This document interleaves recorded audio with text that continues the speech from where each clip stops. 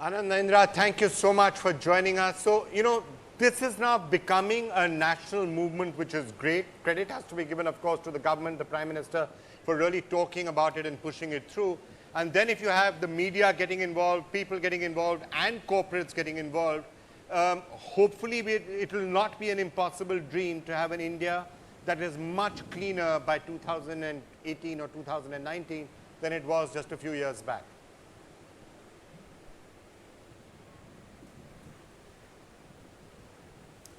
Absolutely. First of all, Vikram, Amitji, and all of you, I apologize that I couldn't be with you in the studio as I was last year.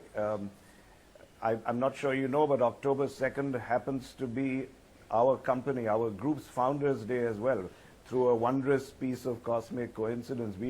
Our company is registered on October 2nd, 1945. So I'm here in our office in Worli celebrating Founders Day. But it's an absolute pleasure to be back. And as far as your question is concerned, there is no question that this has become a movement. There is a survey that has come out by local circles, a community initiative, which has shown that more than 60% of people believe that a difference has already been made. And that's a substantial portion of people who do believe that things are really happening on the ground.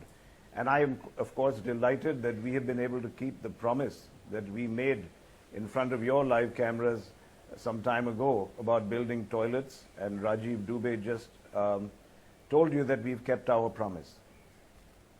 Right.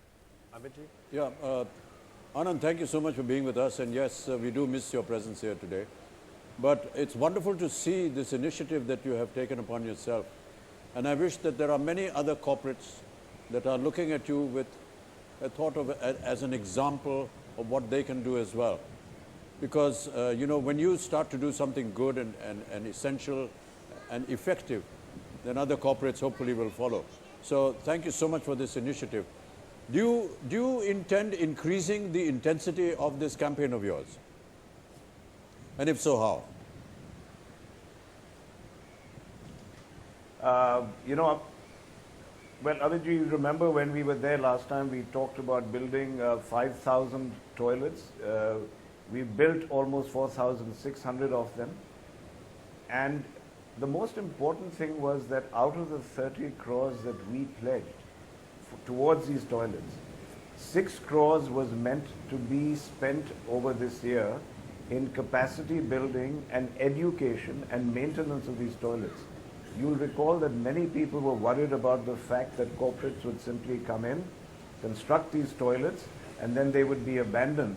And we would have nothing to do with the change in cultural mindset that is required in order to make these really effective. So I'm delighted to say that that work is underway right now. We still have a balance of 6 crores to spend. We committed 80,000 person hours in January this year towards the Swachh Bharat initiative. Out of that, 68,000 have already been spent in capacity building, and we are going to continue to spend on this. But as you said, much more needs to be done, and I don't think we are the only one. I'm proud of the fact that we are amongst the largest corporate contributors, but certainly we're not the only one. And if we do, through our actions, help encourage other corporates, creating a Jamun kind of effect, if you will, then I think so much greater will be the reward for us. Yeah. Anand, one of the things that has often been heard is that everyone goes out, spends a lot of money, makes these toilets, but people don't use them. Especially in the villages, they look upon it as some kind of a storage room where they put all their stuff and still go out in the fields. Cannot there be some kind of an education in telling them that, you need to use these toilets? And I'm just going to go back a little psychologically to how human brain thinks. When we want to do something privately, we do it behind closed doors. When we go to the toilet, we close the door. Cannot we tell these people who go out into the fields for open defecation that, you're out in the open, you're doing something private. You need to have a door. You need to close the door. And maybe then direct them from there to these toilets that you have so generously donated.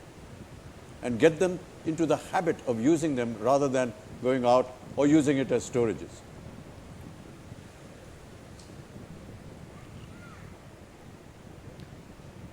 No, absolutely, Amitji. That's exactly what I mentioned, that we have allocated 6 crores out of the 30 purely towards this kind of education. If you ask me personally, I am not clear as to which method is more effective.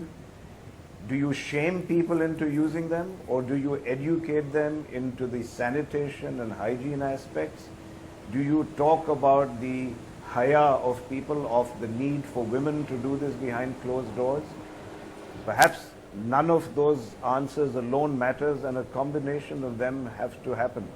But our people out there are spending the balance of 20,000 person hours we have committed out of the 80,000 person hours we committed in doing exactly what you just said. And we're going to do what's effective. I don't think there's one silver bullet. Yes, we will talk about privacy and closed doors, but I think we're also driving in the point about sanitation and hygiene in the community. So it's going to be through a combination of efforts that there will be, in my opinion, a cultural change. Yeah.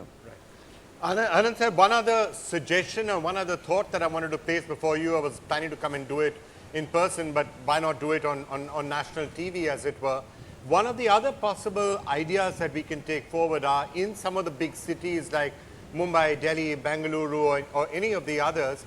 If you look at the number of high quality public toilets or public conveniences that there are, they actually don't exist. And today you are having a situation where, every day people are stuck in traffic jams in Mumbai or Delhi or whatever, and if they ever need to go and use the toilet, they have a problem. Amitji and I were discussing this in one of our shows a month or so back, and he said he's himself had the experience of sometimes being stuck in a situation like that. So there is a possibility, and this becomes then a signal or a symbol for the rest of the country also, of having high quality, really clean public toilets that can be there every kilometer, 2 kilometers, 3 kilometers. Give them a particular brand name, call them something like a Swachh, which means that it's at a certain standard, 3-star or 4-star standard. And that is something that then becomes a symbol for everyone to aspire to. Yeah, I agree.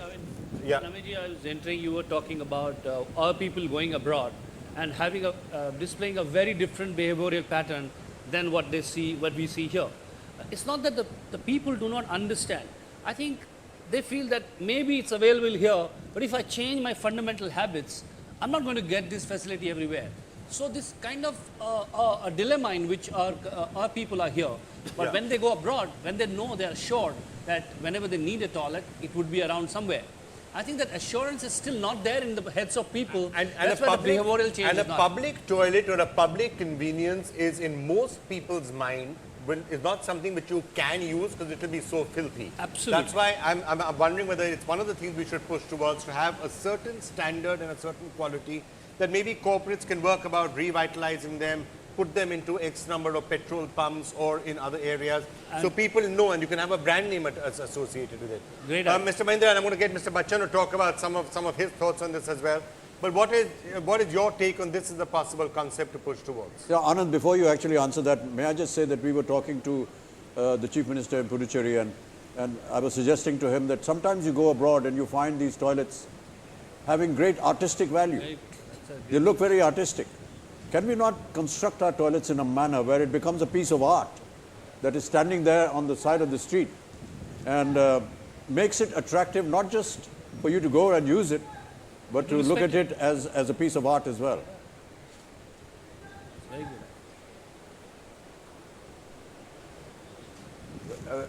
Amitji, you're saying something that resonates very, very strongly with me. I actually studied architecture for a couple of years before going on to a different profession.